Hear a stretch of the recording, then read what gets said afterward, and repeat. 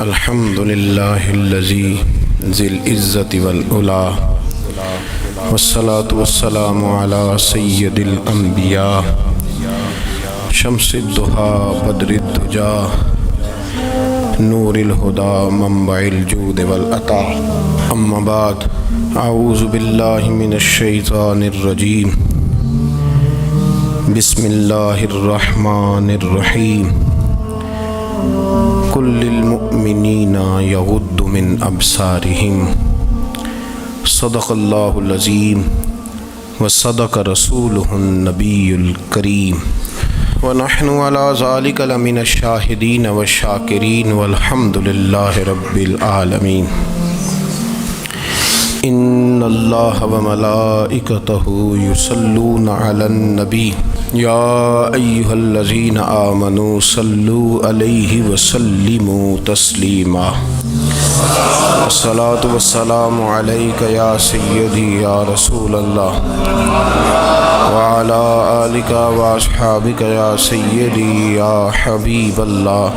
تمام تعریفیں حمد و ثنا اللہ تبارک و تعالی کے لیے، درود و سلام نبی اکرم نور مجسم شفیع معظم آقا کل ختم رسول دانائے سبل احمد مجتبیٰ جناب حضرت محمد مصطفیٰ صلی اللہ تعالی علیہ وسلم کی ذات والا صفات کے لیے حمد و صلات کے بعد، اسلام فطرت کے عین مطابق دین ہے۔ نبی پاک صلی اللہ تعالیٰ علیہ وسلم نے فرمایا ہے کہ میں اخلاق عالیہ کی تکمیل کرنے کے لیے دنیا میں آیا ہوں۔ جتنے اخلاق ہو سکتے تھے، جتنی خوبصورتیاں ہو سکتی تھیں، جتنی اللہ کو محبوب تھیں، وہ ساری میرے نبی کریم نے بیان فرمائی، ساری رسول کریم صلی اللہ تعالیٰ علیہ وسلم نے بیان کر دی ہیں، جتنی خوبصورتیاں ہو سکتی تھیں۔ کچھ لوگ ایسے ہوتے ہیں جو بیچارے بائی نیچر ہی کچھ پریشانیوں کا شکار ہوتے ہیں، اور قرآن مجید نے جو ارشاد فرمایا نا کہ کچھ لوگ نفس کی خواہش کو اپنا خدا بنا لیتے ہیں، تو وہ بلا وجہ بھی بہت ساری باتیں کرتے ہیں جن کا کوئی وجود نہیں ہوتا۔ عورت کو حقوق دلانے کے لیے بہت سارے لوگ بہت ساری غلط باتیں کرتے ہیں۔ جو لوگ یہاں سے کسی کو لے جاتے تھے نا دبئی، دھوکہ دے کے اور لے جاتے تھے یورپ میں، عرب ممالک میں دھوکہ دے کے لے جاتے تھے، تو وہ بھی کوئی خواب ہی تو دکھاتے تھے کہ اتنے لاکھ تنخواہ ہوگی، اتنا کچھ ہوگا۔ وہاں جا کے پتہ چلتا تھا کہ جیب سے بھی دینے پڑیں گے کچھ۔ بہت سارے لوگ ایسے ہوتے ہیں، وہ سارے خوبصورتی کے نام پر ہی دھوکہ دیتے ہیں۔ آپ کو پتہ ہے کہ جو آدمی کسی کو لالچ دیتا ہے تو کسی کو لوٹنے کے لیے اسے لالچ دینا بڑا ضروری ہوتا ہے۔ لوگ پہلے لالچ دیتے ہیں پھر لوٹتے ہیں، پہلے مکمل لالچ دیتے ہیں، یہ چیز مل جائے گی، یہ چیز مل جائے گی۔ لوگ مکمل لالچ دیتے ہیں، اس کے بعد پھر لوٹتے ہیں۔ اور اگر لالچ نہ دیں تو کوئی آدمی قابو آئے گا؟ لوگ لوٹتے ہیں لالچ دے کر۔ اچھا، اب وہ جو جس کو لالچ دیا جا رہا ہوتا ہے وہ کہہ رہا ہوتا ہے کہ نہیں نہیں تمہیں نہیں پتا، وہ اس وقت ماننے کو تیار نہیں ہوتا۔ وہ کہتا ہے اتنی خوبصورت باتیں کر رہا ہے، اتنی اچھے پیغام دے رہا ہے، تم میرے دشمن ہو، تم مجھے منع کر رہے ہو۔ ہوش تب آتی ہے کہ جب سب کچھ لٹ جاتا ہے۔ عورت کو ویسے بھی قابو کرنا بڑا آسان ہوتا ہے۔ اعلیٰ حضرت بریلوی رحمۃ اللہ علیہ فرماتے ہیں بیٹیاں نازک شیشیاں ہوتی ہیں، ان کو تو ذرا سی چوٹ لگے تو ٹوٹ جاتی ہیں۔ دیکھیں کتنا بڑا جملہ کہا بریلی کے امام، نازک شیشیاں ہیں۔ ذرا کوئی آدمی گمراہ کرتا ہے، ذرا خراب کرتا ہے۔ اب دیکھیں نا، یہ جو بچیوں کو بچے مس گائیڈ کرتے ہیں، انہیں بڑے بڑے خواب دکھاتے ہیں، وہ بیچاری ماں باپ کو چھوڑ کے، بہن بھائی کو چھوڑ کے اس کے ساتھ شادی کرتی ہے، پھر جو اس کا بعد میں اشر ہوتا ہے، آپ ادلیاں نو سردار پہن تکے تے شرما والیاں نو جھوٹے ڈولیاں دے۔ پھر وہ بیچاری ماں باپ رکھتے نہیں، وہ ظلم کرتا ہے تو کتنی بڑی تکلیف میں وہ بچی آ جاتی۔ नाजुक शीशी होती है ना तो टूट जाती। यही हाल अब जदीद ख़वातीन और ये जो कुछ एंकर पर्सन हैं, ये असल में ना ये आपको सियासत सिखाते हैं, लेकिन ये मादर पिदर आज़ाद लोग हैं, बिल्कुल आज़ाद। ये तो उलमा शोर ना करें, बात ना करें, गुफ्तगू ना करें, मशाइख बात ना करें, और ये जो कुछ संजीदा और दीनी तबका है ये कुछ शोर ना करे, ये तो रोडों पे नंगे होके आ जाए माशाअल्लाह। खौफनाक नज़रिया रखते हैं ये लोग। औरत को कहते हैं तेरे हुकूक हम तुझे लेके देंगे। मसलन वो कौन सा हक़ है जो तुमने लेके देना है?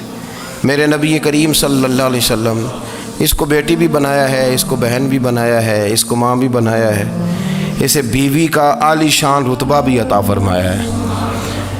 और चूँकि बेटी का भी हक़ बड़ा बयान किया जाता है, बहन का भी, माँ का भी, और बीवी के मामले में लोग समझते हैं कि ज़्यादा बात नहीं करनी चाहिए, शायद मसला ख़राब हो जाए। हालांकि नबी पाक सल्लल्लाहु तआला अलैहि वसल्लम ने बीवी के बारे में पता क्या फरमाया? फरमाया जब तुम निकाह कर लेते हो तो अपना ईमान महफूज कर लेते हो। अब मैं इसकी शरह नहीं करता, आप खुद कर लीजिएगा कि वो एक ऐसी शख्सियत होती है कि जिसकी मौजूदगी में आपका ईमान महफूज है। अब मैं नहीं समझता कि इससे बड़ी बात कोई और हो सकती है, जिसकी मौजूदगी में आपका ईमान। और भाई ये हदीस पाक अर्ज़ कर रहा हूँ, निकाह जब कोई कर ले तो उसने अपना ईमान मुकम्मल कर लिया। इसका माना ये हुआ कि आपका ईमान महफूज है उसकी मौजूदगी में। तो इससे ज़्यादा भी, यानी ईमान सबसे कीमती चीज़ है ना, तो उसके महफूज होने की वजह हुजूर ने निकाह बयान कर दी। अब मेरा ख्याल है बीवी अगर कोई इससे बड़ा हुकूक मांगेगी तो बेवकूफ़ी करेगी। इतना बड़ा दर्जा नबी करीम ने उसे अता कर दिया, इतना बड़ा मकाम दे दिया कि तू खामद के ईमान के महफूज होने का ज़रिया बन गई है। औरत को जो हुकूक रसूल करीम सल्लल्लाहु तआला अलैहि वसल्लम ने अता फरमाए, नबी पाक ने जो हुकूक दिए, देखे ना, हज़रत अब्दुल्लाह इब्न उमर रज़ी अल्लाह तआला अन्हु की अहलिया बीमार थी, तो जल्दी जल्दी से वो आए। तो जब बहुत जल्दी हो, सफ़र बड़ा शदीद था, तो आपने जल्दी से नमाज अदा की, जल्दी से चले। आपके खादिम कहने लगे हुजूर खैरियत है? फरमाया मेरी बीवी बीमार है। तो उसने अर्ज़ की हुजूर आपकी अहलिया बीमार है, तो आपने नमाज भी जल्दी से पढ़ी, सफ़र भी जल्दी जल्दी किया। तो फरमाने लगे ये वो चीज़ें हैं जो हमें मदीने वाले रसूल ने सिखाई। आप इस कैफियत को समझें कि हुजूर सल्लल्लाहु अलैहि वसल्लम ने दर्स दिया। और फिर एक और बहुत बड़ी बात, ये फजीलत किसी और को नहीं दी, जो औरत को हुजूर ने फजीलत दी, ये फजीलत किसी और को नहीं दी। कभी हुजूर ने फरमाया कि तुम्हारा अब्बा तुम्हारे साथ बहुत सख्त रवैया करे तो तुमने उसको उस सख्ती पर दाद देनी है। फरमाया चलो अगर वो ज़्यादती भी करे तो तुमने उसके साथ सलूक अच्छा ही करना है। लेकिन आप एक बात को समझे ना कि बच्चे के बारे में, बेटे के बारे में, बेटी के बारे में फरमाया 10 साल के होके नमाज ना पढ़े तो सख्ती करो, तुम्हारा डंडा भी लटकना चाहिए।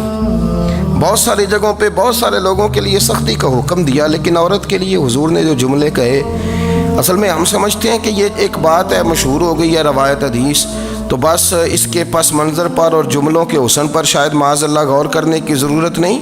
ज़रा इस लफ्ज़ की तासीर पर गौर करें।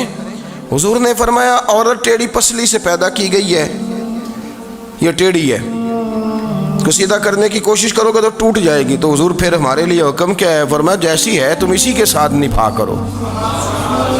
आप समझें कि इतना महफूज हुजूर ने दर्जा दे दिया बीबी को, इतना महफूज कि फरमाया गलती भी हो तो मेरे गुलामों तुम इसके साथ निभा करो, गुजारा कर लो। को क्या और हक चाहिए औरत को, जिसको इसकी गलतियों समेत नबी पाक ने कबूल करने का हुक्म दे दिया कि इसकी कमज़ोरियों समेत कबूल कर लो। अब इसको और क्या, कोई कमज़ोरियों समेत कबूल करता है? कभी आप दुकान पे बैठे हो तो आप कहें भी इसमें ये भी गलती, मेरे माल में ये भी कमज़ोरी है, ये भी कमज़ोरी है, ये भी कमज़ोरी है, तो कर ले कबूल। करता है कोई?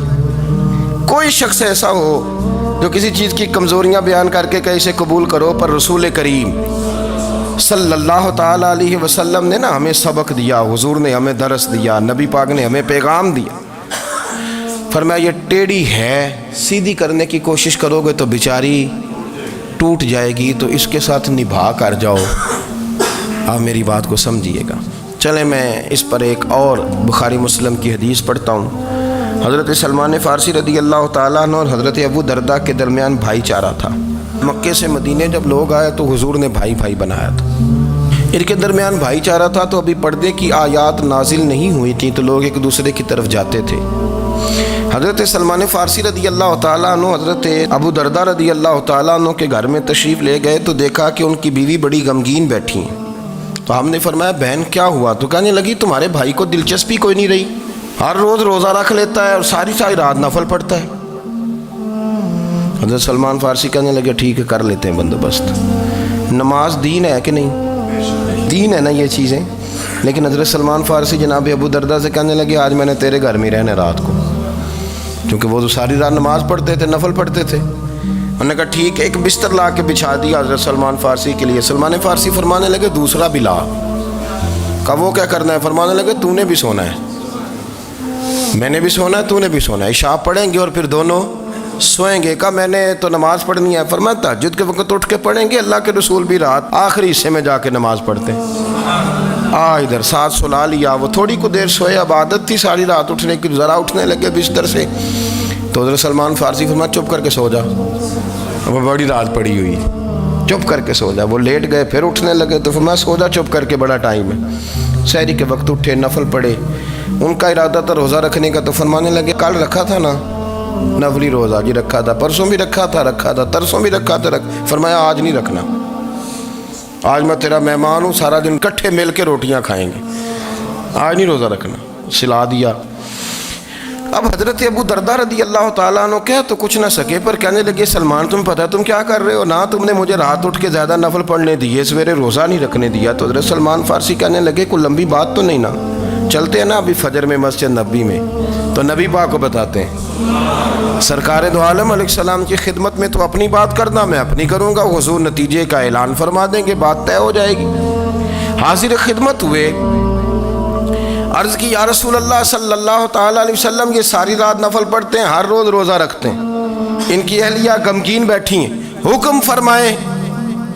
تو نبی پاک صلی اللہ علیہ وسلم نے فرمایا پھر ہوا کیا؟ یا رسول اللہ میں نے رات سلایا ہے، سحری میں اٹھایا ہے، سویرے روزہ نہیں رکھنے دیا۔ نبی پاک نے فرمایا سلمان فارسی نے ٹھیک کیا، سلمان فارسی نے ٹھیک کیا۔ پھر حضور نے فرمایا، نبی کریم نے فرمایا ابو دردہ تیرے اوپر اگر اللہ کا حق ہے، اس کے رسول کا حق ہے، دین کا حق ہے، تو فرمایا تیری آنکھ کا بھی تیرے اوپر حق ہے، تیرے وجود کا بھی تیرے اوپر حق ہے۔ یہ حضور نے فرمایا تیرے بچوں کا بھی تیرے اوپر حق ہے، تیری بیوی کا بھی تیرے اوپر حق۔ اس حق کو بھی سمجھے، حقوق اللہ بھی ہیں، پر تیری آنکھ کا بھی تیرے اوپر کیا مانا کہ تیری آنکھ سونا چاہتی ہے تو اسے سلا بھی، تیرے وجود کا بھی تیرے اوپر حق ہے، تو تیرا وجود آرام کرنا چاہتا ہے تو اسے آرام بھی کرا۔ اور پھر وہاں نبی پاک صلی اللہ علیہ وسلم نے فرمایا میں تم سب، سننا یہ لفظ حدیث کے، حضور نے اسی موقع پر فرمایا میں تم سب سے زیادہ اپنے رب کو جانتا ہوں اور میں تم سب سے بڑھ کر اپنے رب سے ڈرتا ہوں۔ حضور فرمانے لگے میں روزہ بھی رکھتا ہوں، افطار بھی کرتا ہوں، یعنی کبھی رکھتا ہوں اور کبھی نہیں رکھتا۔ فرمایا میں نفل بھی پڑھتا ہوں اور اپنی بیویوں کو وقت بھی دیتا ہوں۔ سرکار مسجد میں بھی آتے تھے، نواسوں کے ساتھ کھیلا بھی کرتے تھے، ان کے ساتھ پیار بھی کرتے تھے۔ تو اتنے بڑے حقوق حضور نے بیان فرمائے عورتوں کے کہ تمہاری بیوی کا بھی تمہارے اوپر۔ لو ایک حدیث بخاری کی اور یہاں بیان کر دیتا ہوں۔ ایک شخص نے آ کے عرض کی یا رسول اللہ صلی اللہ تعالیٰ علیہ وسلم جہاد کے لیے تیاری ہو گئی ہے، صفیں بن رہی ہیں، مجاہدین کی تیاری ہے، تو میرا بھی نام لکھ دیا گیا ہے مجاہدوں کی لسٹ میں، لیکن یا رسول اللہ صلی اللہ تعالیٰ علیہ وسلم میری بیوی نے حج کی تیاری کر لی ہے اور میرے دوستوں نے، صحابہ نے میرا نام مجاہدین کی لسٹ میں لکھ دیا، تو میرے لیے کیا حکم ہے؟ یہ بخاری مسلم ہے۔ تو نبی پاک صلی اللہ تعالیٰ علیہ وسلم نے فرمایا جہاد پہ کوئی اور چلا جائے گا تو بیوی کے ساتھ حج کرنے جا، اسے محرم کی ضرورت ہے، وہ تیرے بغیر کیسے جائے گی؟ مجاہدین کو تو اور مجاہد مل جائے گا، پر تو اپنی بیوی کے ساتھ جانا۔ نبی پاک صلی اللہ علیہ وسلم نے مرد کو محافظ بنایا ہے، عورت کو مرد کا قیدی نہیں بنایا، بلکہ عورت کو حفاظت عطا کی اور مرد کو اس کا محافظ بنایا۔ اب بچیاں آزاد ہونا چاہتی ہیں، اور آزادی بھی وہ والی کہ جو بنیادی طور پر آزادی نہیں، فحاشی ہے۔ میں نے بہت پہلے کہا ہے کہ اسلام بیٹیوں کو قیمتی سمجھتا ہے، जिस बंदे के पास 20 तोले सोना हो वो चौक में लेके नहीं आता, वो कीमती चीज़ है, उसने छुपा के रखी होती है। तो जो नबी पाक सल्लल्लाहु अलैहि वसल्लम का कलमा पढ़ने वाले बीबियाँ, इस्लाम उन्हें कीमती समझता है।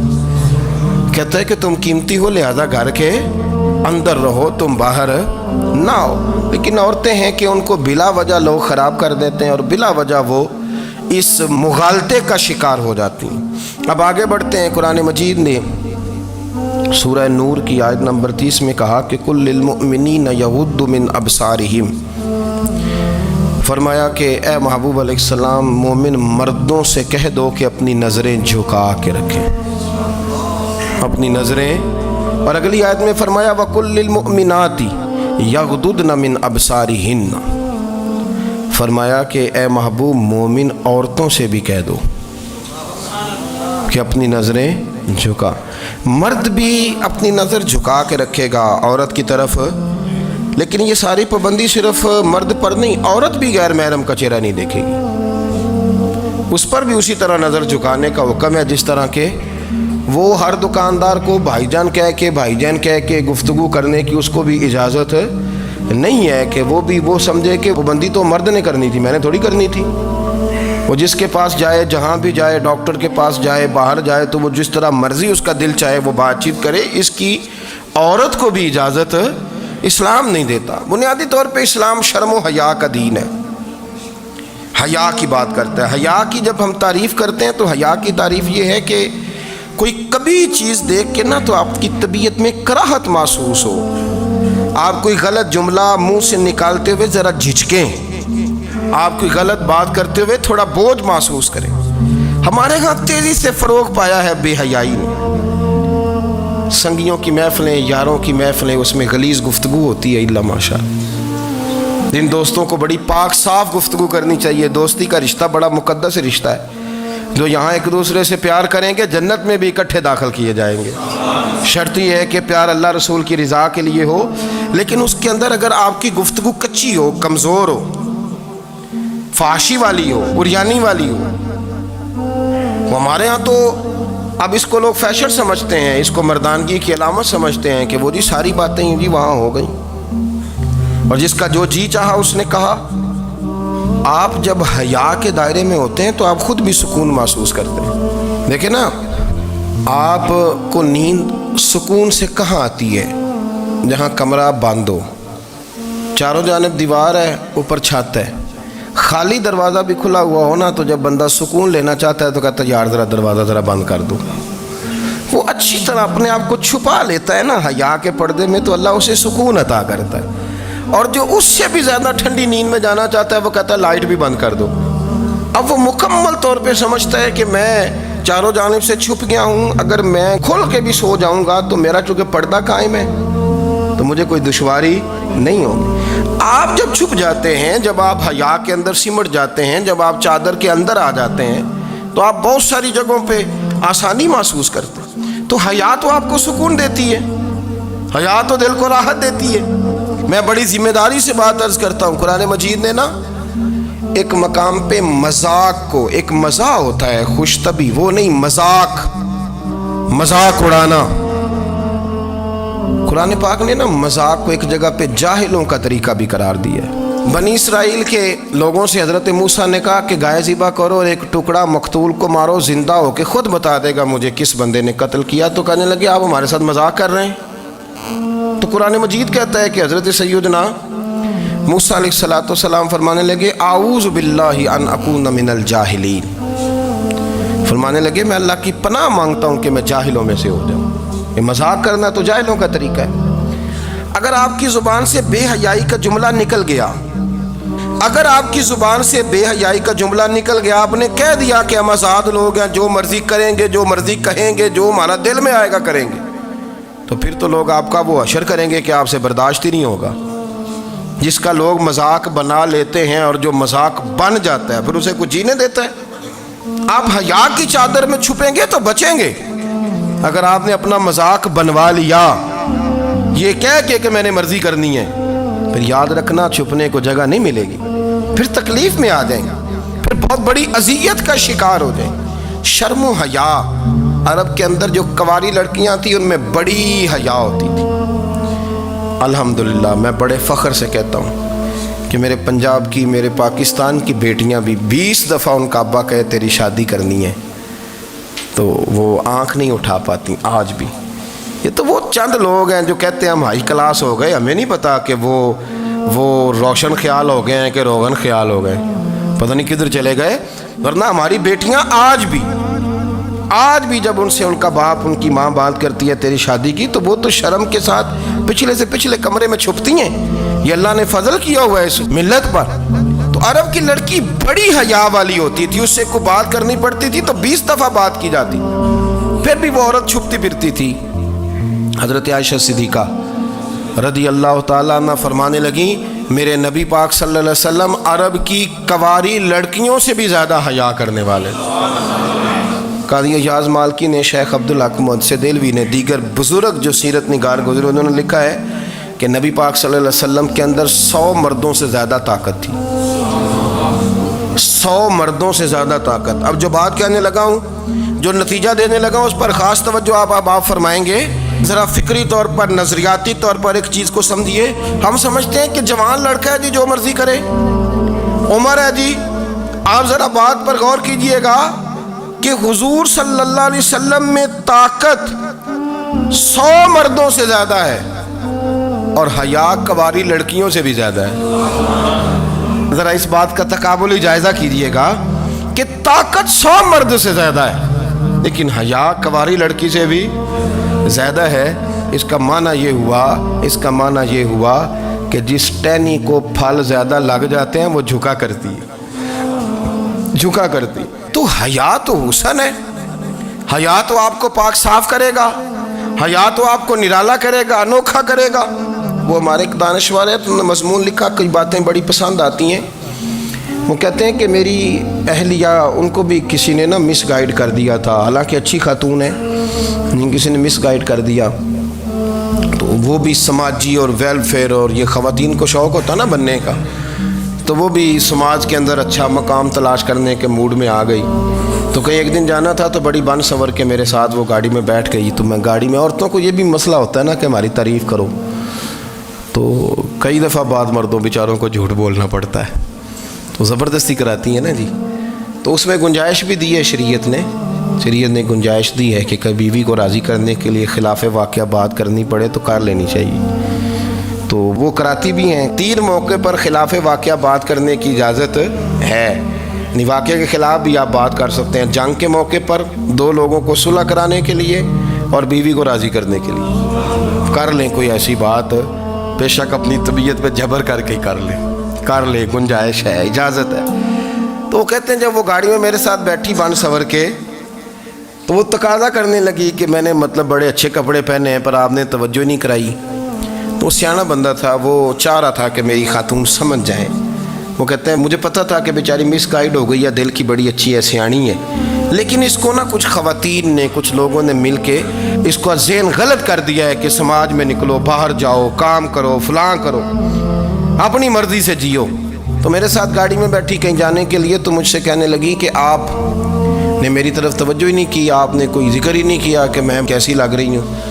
تو وہ کہتے ہیں میں نے اسے کہا کہ اگر تو ناراض نہ ہو تو پھر میں صحیح والی تعریف کر دوں۔ تو اس نے کہا کہ آپ کر دیں۔ تو کہتے ہیں میں نے درد سے اور خلوص سے اپنی بیوی سے کہا، خلوص کے ساتھ میں نے کہا میں تو روز گھر ہوتا ہوں، روز شام کو گھر ہوتا ہوں، اگر تو میرے لیے تیار ہوتی تو میں تیری تعریف کرتا، لیکن آج تو باہر جانے کے لیے تیار ہوئی، تو پھر ان سے تعریف کی امید رکھ جن کے لیے تو نے تیاری کی ہے۔ میرے لیے تیاری کرتی تو میں تو ہر شام تیرے پاس ہوتا ہوں۔ کہتے وہ میرے لفظوں میں درد تھا تو وہ بھی رو پڑی اور کہنے لگی آپ گاڑی روک دیں، مجھے باہر جا کے کسی کو راضی نہیں کرنا، میں نے اسے راضی کرنا ہے جس کو رب کریم نے میرا شوہر بنایا اور میرے لیے منتخب کیا ہے، میرے ماں باپ کو۔ میں واپس لوٹتی ہوں۔ یہ ایک پہلو ہے سلگتا ہوا، اس کو سمجھا جائے۔ رسول کریم صلی اللہ علیہ وسلم عرب کی کواری لڑکیوں سے زیادہ حیا والے تھے، کواری لڑکیوں سے زیادہ حضور حیا فرمایا کرتے تھے۔ جب خانہ کعبہ کی مکہ شریف میں تعمیر ہو رہی تھی نا، اہل عرب اس کو تعمیر کر رہے تھے، تو نبی پاک صلی اللہ علیہ وسلم اپنے چچا حضرت عباس کے ساتھ خانہ کعبہ کی تعریف میں مصروف تھے۔ تو عرب کے لوگ چونکہ لمبا کرتا پہنتے تھے پیروں تک، تو نیچے اگر کسی وقت کوئی چیز نہیں بھی ہوتی تھی تو کسی کو وہ نظر نہیں آتی تھی، چونکہ پردہ رہتا تھا، ایک لمبا کرتا پہنا ہوا ہوتا تھا۔ تو جب بچے، سرکار کی عمر مبارک بھی ابھی تھوڑی تھی، تو اس طرح بچے جب نکلتے تو وہ کئی دفعہ اپنی تہمت اتار دیتے نیچے سے، اور کوئی مزدوری کرنے لگتے تو 3-4 طے کر کے نا تہمت کی کندھے پہ رکھ لیتے، جس طرح کبھی دیہاتوں میں لوگ کپڑا سر پہ رکھتے تھے کہ اوپر اگر کوئی وزنی چیز رکھیں گے تو وہ تکلیف نہیں دے گی۔ نبی پاک صلی اللہ علیہ وسلم بھی سب لوگوں کے ساتھ خانہ کعبہ کی تعمیر میں شامل تھے۔ تو حضرت عباس رضی اللہ تعالیٰ عنہ نے کہا حضور سے، ابھی اعلان نبوت بھی نہیں فرمایا تھا، بھتیجے آپ بھی تہمت اتاریے، یہ صحیح مسلم میں حدیث موجود ہے، اور اس کو کندھے پہ رکھ لیجیے، آپ اینٹیں اٹھا کے لا رہے ہیں تو ذرا آپ کو تکلیف نہیں ہوگی۔ تو سرکار دو عالم صلی اللہ علیہ وسلم سے یہ بات کہی، اور پھر جلدی سے حضور کی تہمت کو نکال کے نا، حالانکہ لمبا کرتا پہنا ہوا ہے، تو وہ جیسے ہی ان کے کندھے پہ رکھا اینٹیں رکھنے کے لیے، تو سرکار تو زمین پہ گر گئے، بے ہوش ہو گئے، آنکھیں آسمان کی طرف، اور پھر حضور پکار رہے ہیں آزاری آزاری آزاری، میرا تہمت دے دو، میرا تہمت دے دو۔ کبھی کوئی شخص اس وجہ سے بھی بے ہوش ہوا ہے کہ میرے وجود سے کپڑا اتر گیا ہے؟ حالانکہ سرکار پر وہ بے ہوشی بھی نبی پاک کا وہ جو غلبہ ہے نا شرم و حیا کا، اس کی وجہ سے ہوا، ورنہ تو حضور فرماتے ہیں کہ میری آنکھیں سو جاتی ہیں، دل تو میرا اس عالم میں بھی جاگتا رہتا ہے۔ تو سرکار زمین پہ تشریف لے آئے، آنکھیں میرا تہمت دے دو، میرا تہمت دے دو، تو جلدی سے انہوں نے تہمت دیا تو حضور نے باندھ لیا۔ پھر طبیعت مبارک میں تسلی ہوئی، یعنی ہم اس رسول کے غلام ہیں کہ جن کے تو وجود سے کپڑا اتر جائے تو حضور برداشت نہیں کرتے، قبول نہیں فرماتے، تکلیف شروع ہو جاتی۔ لیکن یہاں نوجوان ہیں اور بڑا قد کاٹ ہے اور بڑے بڑے سمجھدار لوگ ہیں، گرمی آتی ہیں تو شارٹ کپڑے پہن کے گھومتے ہیں، ان کو خیال نہیں کہ یہ وہ والا لباس ہے جو باہر تو کیا گھر میں اماں کے سامنے نہیں پہننا چاہیے، بہنوں اور بیٹیوں کے سامنے نہیں پہننا چاہیے۔ آپ کی گفتگو میں شرم و حیا ہو، آپ کے لب و لہجے کے اندر حسن ہو۔ آپ کو پتہ ہے نبی پاک صلی اللہ علیہ وسلم نے فرمایا میری امت میں سب سے زیادہ حیا کرنے والے عثمان غنی ہیں، عثمان غنی سب سے زیادہ حیا کرنے والے۔ آپ فرمایا کرتے تھے جب سے حضور کا چہرہ دیکھا ہے میں نے کبھی اپنی شرمگاہ بھی نہیں دیکھی، میں نے آنکھوں کا وضو نہیں توڑا، اور جب سے حضور کے دست مبارک میں میں نے بیعت کے لیے سیدھا ہاتھ بڑھایا تو پھر سیدھا ہاتھ میں نے کبھی گندگی کو نہیں لگایا۔ حیات، آپ باتھ روم کے اندر بھی غسل فرماتے تھے تو کپڑوں سمیت کرتے تھے۔ کسی نے کہا حضرت جی واش روم کے اندر کیوں نہیں کپڑے اتارتے؟ آپ فرمانے لگے باہر بندوں سے حیا کرتا ہوں، اندر جاتا ہوں تو رب سے حیا نہیں شروع ہو جاتی، وہ تو دیکھ رہا ہے نا۔ تو میں جو بات آپ کی خدمت میں عرض کرنا چاہتا ہوں اس کو آپ سمجھیے گا میرے عزیز، کہ شرم والا مزاج، گفتگو بھی شرم والی، آنکھیں بھی شرم والی، لباس بھی شرم والا، دوستی یاری بھی شرم والی، بہت ساری ایسی باتیں۔ دیکھیں نا آپ ذرا، میں نے کہا کہ باتوں کو سن کے گزر نہ جایا کریں، اس کی گہرائی پر غور کریں۔ حضور علم کا سمندر ہے، سرکار سے زیادہ علم دنیا میں کسی کے پاس موجود نہیں ہے، اور صحابہ کو موقع ملا ہوا ہے اس سمندر سے فیض لینے کا، لیکن ان کی حالت یہ ہے کہ حضرت علی المرتضیٰ فرماتے ہیں 14 دن گزر جاتے، حضور سے کوئی سوال پوچھنا ہوتا تھا پر میں شرم کے مارے نہیں پوچھ پاتا تھا۔ 14 دن بخاری شریف میں موجود ہے۔ ایک دن نبی پاک صلی اللہ علیہ وسلم نے پوچھا صحابہ سے کہ وہ کون سا درخت ہے جس کے پتے نہیں گرتے، اور وہ درخت اس طرح ہے جس طرح مومن ہوتا ہے، وہ درخت میرے مومن کی طرح بتاؤ۔